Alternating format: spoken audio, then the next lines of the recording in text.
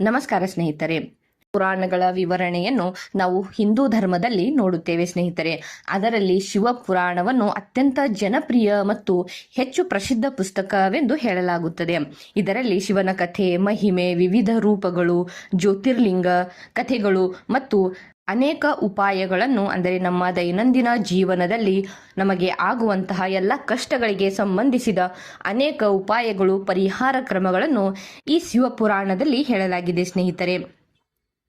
ಅದಲ್ಲದೆ ಶಿವಪುರಾಣದಲ್ಲಿ ಕೆಲವೊಂದು ಮಂತ್ರಗಳ ಬಗ್ಗೆ ಕೂಡ ಹೇಳಲಾಗಿದೆ. ಇವುಗಳನ್ನು ಪಠಿಸುವುದರಿಂದ ಶಿವನು ಸಂತುಷ್ಟನಾಗುತ್ತಾನೆ ಮತ್ತು ಅವನ ಅನುಗ್ರಹದಿಂದ ನಮ್ಮ ಎಲ್ಲಾ ಸಮಸ್ಯೆಗಳು ದೂರವಾಗುತ್ತವೆ ಎಂದು ಕೂಡ ಹೇಳಲಾಗಿದೆ ಸ್ನೇಹಿತರೆ. ನಮ್ಮ ಧರ್ಮದಲ್ಲಿ ಹೆಚ್ಚು ಪೂಜಿಸಲ್ಪಡುವ ದೇವರು ಎಂದರೆ ಅವರೇ ಶಿವನು ಸ್ನೇಹಿತರೆ. ನಾವು ಶಿವಲಿಂಗವನ್ನು ಪೂಜಿಸುತ್ತೇವೆ. ನವಗ್ರಹಗಳು ಕೂಡ ಶಿವನಿಂದ ಆಡಲ್ಪಡುತ್ತವೆ ಎಂದು ಹೇಳಲಾಗಿದೆ ಸ್ನೇಹಿತರೆ. ಹಾಗಾಗಿ ಇವತ್ತು ನಾನು ಶಿವಪುರಾಣದಲ್ಲಿ ಹೇಳಲಾದ ಕೆಲ ಮಂತ್ರಗಳನ್ನು ಹೇಳಲಿದ್ದೇನೆ ಸ್ನೇಹಿತರೆ. ನಮ್ಮ ಜೀವನದಲ್ಲಿ ಯಾವ ಸಮಸ್ಯೆ ಇದ್ದರೆ ಶಿವನ ಯಾವ ಮಂತ್ರಗಳನ್ನು ನಾವು ಪಠಿಸಬೇಕು ಎಂಬುದನ್ನು ಇವತ್ತು ನಾನು ಶಿವಪುರಾಣದಲ್ಲಿ ಪ್ರಕಾರ ಹೇಳಲಿದ್ದೇನೆ ಸ್ನೇಹಿತರೆ. ಮೊದಲನೇದಾಗಿ ನೋಡಿ ಸ್ನೇಹಿತರೆ, ನಮ್ಮ ಆರೋಗ್ಯಕ್ಕೆ ಸಂಬಂಧಿಸಿದರೆ ನಾವು ಶಿವಪುರಾಣದ ಪ್ರಕಾರವೇ ಹೇಳಲಾಗಿದೆ ಸ್ನೇಹಿತರೆ. ನಾವು ನಮ್ಮ ಉತ್ತಮ ಆರೋಗ್ಯಕ್ಕಾಗಿ ಓಂ ನಮಃ ಶಿವಾಯ ಎನ್ನುವಂತಹ ಮಂತ್ರವನ್ನು ಪಠಿಸಬೇಕು ಎಂದು ಹೇಳಲಾಗಿದೆ. ಈ ಮಂತ್ರವನ್ನು ನಾವು ಪ್ರತಿದಿನ ಜಪಿಸುವುದರಿಂದ ನಮ್ಮ ದೇಹವು ಯಾವಾಗಲೂ ರೋಗಗಳಿಂದ ಮುಕ್ತವಾಗಿರುತ್ತದೆ ಮತ್ತು ನಾವೆಲ್ಲ ಬಯಸಿದ್ದರೂ ಶೀಘ್ರದಲ್ಲಿ ಅದು ಪೂರೈಸುತ್ತದೆ ಎಂದು ಇಲ್ಲಿ ಹೇಳಲಾಗಿದೆ ಸ್ನೇಹಿತರೆ.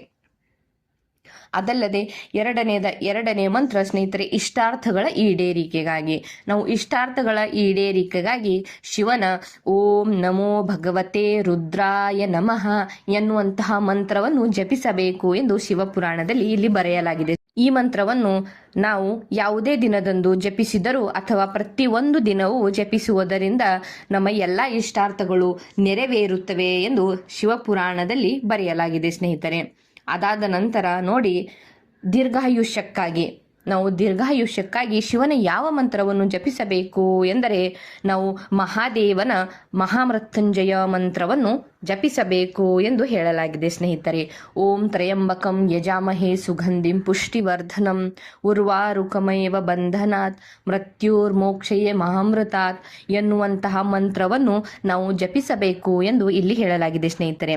ಇದು ಅತ್ಯಂತ ಪರಿಣಾಮಕಾರಿ ಮಂತ್ರವೆಂದು ಹೇಳಲಾಗಿದೆ. ಇದನ್ನು ಪಠಿಸುವುದರಿಂದ ಅಕಾಲಿಕ ಮರಣದ ಬಗ್ಗೆ ಭಯಪಡುವ ಅವಶ್ಯಕತೆಯೇ ಇಲ್ಲ ಎಂದು ಇಲ್ಲಿ ಬರೆಯಲಾಗಿದೆ ಸ್ನೇಹಿತರೆ. ಅದಾದ ನಂತರ ನೋಡಿ, ನಮ್ಮ ಆರ್ಥಿಕ ಬಿಕ್ಕಟ್ಟನ್ನು ನಿವಾರಣೆಗಾಗಿ ನಾವು ಶಿವಗಾಯತ್ರಿ ಮಂತ್ರವನ್ನು ಜಪಿಸಬೇಕು ಎಂದು ಶಿವಪುರಾಣದಲ್ಲಿಯೇ ಹೇಳಲಾಗಿದೆ ಸ್ನೇಹಿತರೆ. ಶಿವಗಾಯತ್ರಿ ಮಂತ್ರ ಹೀಗಿದೆ: ಓಂ ತತ್ಪುರುಷಾಯ ವಿದ್ಮಹೇ ಮಹಾದೇವಾಯ ಧೀಮಹಿ ತನ್ನೋ ರುದ್ರ ಪ್ರಚೋದಯಾತ್ ಎನ್ನುವಂತಹ ಶಿವಗಾಯತ್ರಿ ಮಂತ್ರವನ್ನು ಪಠಿಸಬೇಕು ಸ್ನೇಹಿತರೆ. ಇದನ್ನು ವೈದಿಕ ಜ್ಯೋತಿಷ್ಯದಲ್ಲಿ ಸಂತೋಷ ಮತ್ತು ಸಮೃದ್ಧಿಯ ಸಾಧಿಸುವ ಮಂತ್ರವೆಂದು ಕೂಡ ಹೇಳಲಾಗಿದೆ.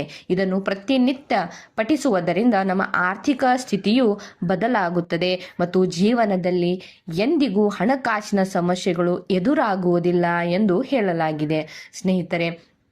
ಶಿವನ ಮಂತ್ರಗಳನ್ನು ಪಠಿಸುವಾಗ ನಾವು ಮನಸ್ಸಿನಲ್ಲಿ ಭಕ್ತಿ ಮತ್ತು ಸಮರ್ಪಣಾ ಭಾವನೆಯನ್ನು ಇಟ್ಟುಕೊಂಡಿಯೇ ಮಂತ್ರಗಳನ್ನು ಜಪಿಸಬೇಕು ಮತ್ತು ಮಂತ್ರಗಳನ್ನು ಯಾವಾಗಲೂ ಸ್ಪಷ್ಟವಾಗಿ ಉಚ್ಚಾರವನ್ನು ಮಾಡಬೇಕು ಎಂಬುದನ್ನು ಕೂಡ ನೆನಪಿನಲ್ಲಿ ಇಟ್ಟುಕೊಳ್ಳಬೇಕು ಸ್ನೇಹಿತರೆ.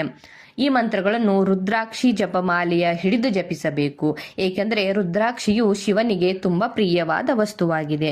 ಅಲ್ಲದೆ ಮಂತ್ರಗಳನ್ನು ಪಠಿಸುವಾಗ ನೀವು ಪೂರ್ವ ಅಥವಾ ಉತ್ತರ ದಿಕ್ಕಿಗೆ ಮುಖ ಮಾಡಿಕೊಂಡಿಯೇ ಮಂತ್ರಗಳನ್ನು ಪಠಿಸಬೇಕು.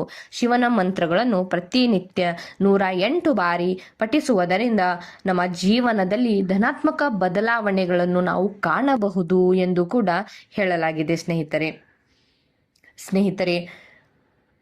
ಇಂಥದ್ದೇ ಅನೇಕ ಮಾಹಿತಿಗಳಿಗಾಗಿ ನನ್ನ ಈ ಚಾನೆಲ್ನ ಸಬ್ಸ್ಕ್ರೈಬ್ ಮಾಡಿಕೊಳ್ಳಿ ಹಾಗೂ ನಿಮ್ಮವರೊಂದಿಗೆ ಶೇರ್ ಕೂಡ ಮಾಡಿ ಸ್ನೇಹಿತರೆ, ಹಾಗೂ ಲೈಕ್ ಕೂಡ ಮಾಡಿ ಸ್ನೇಹಿತರೆ. ಧನ್ಯವಾದ.